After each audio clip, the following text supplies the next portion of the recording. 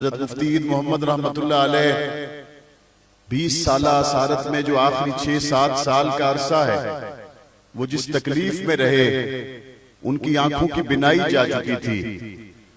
पिछले दौरे हुकूमत में मुझे उनकी बेवा के जरिए ये इत्तला मिली, उनका बेटा हसन मुझसे राब्ते में था।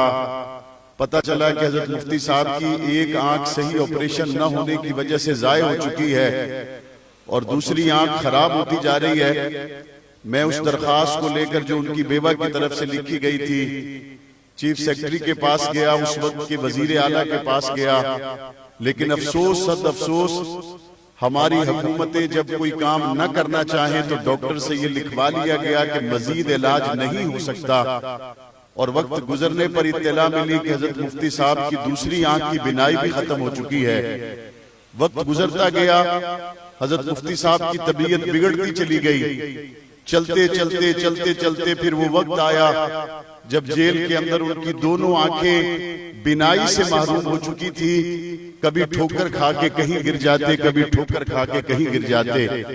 मैं यहाँ नमाज जनाजा की इस इज्तिमा में अगर यहाँ रिपोर्टिंग करने वाले लोग मौजूद हों तो उनके जरिए हुक्काम बाला से पूछना चाहता हूँ, जेल के मेन्यू के मुताबिक एक कैदी को खाना पीना, वहां इलाज मुआवजा की जो सहूलतें मिलनी चाहिए, मुफ्ती साहब की जिंदगी अल्लाह ने जैसी लिखी उसी वक्त में पूरा होना थी। लेकिन हमारा सवाल है, साहिवाल जेल की इंतजामिया ने उनके इलाज के लिए बेहतर तौर पर इंतजामात क्यों नहीं किए? हमारा सवाल है, साहिवाल जेल की इंतजामिया में वो गुंडा, वो दहशतगर्द पुलिस का अफसर कौन था जिसने मुफ्ती साहब के चेहरे पर मुक्का मारा और उनके सामने वाले 2 दांत शहीद हो गए? हम पूछना चाहते हैं, वो जालिम कौन था जिसको इनके सीने में कुरान मजीद का लिहाज भी ना आया? वो जालिम कौन था जिसको मुफ्ती साहब के सजदों का लिहाज भी ना आया?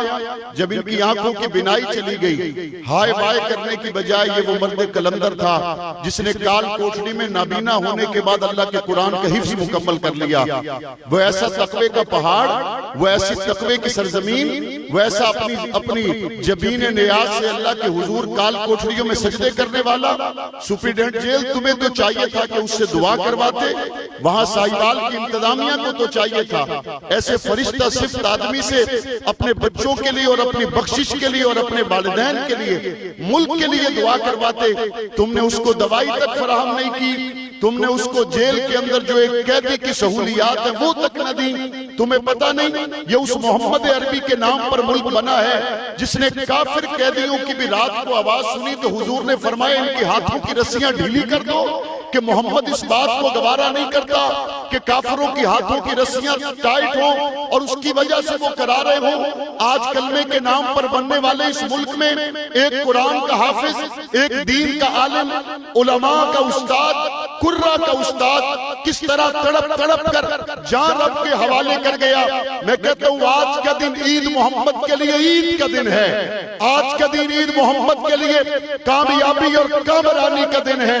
वो तो तकलीफों से आजाद होकर अपने रब के हुजूर पेश हो गया, वो तो तकलीफों से आजाद होकर अपने रब को राजी कर गया। लेकिन बताओ हुक्मरानों, तुम क़यामत के दिन मोहम्मद के इस गुलाम को क्या मानोगे?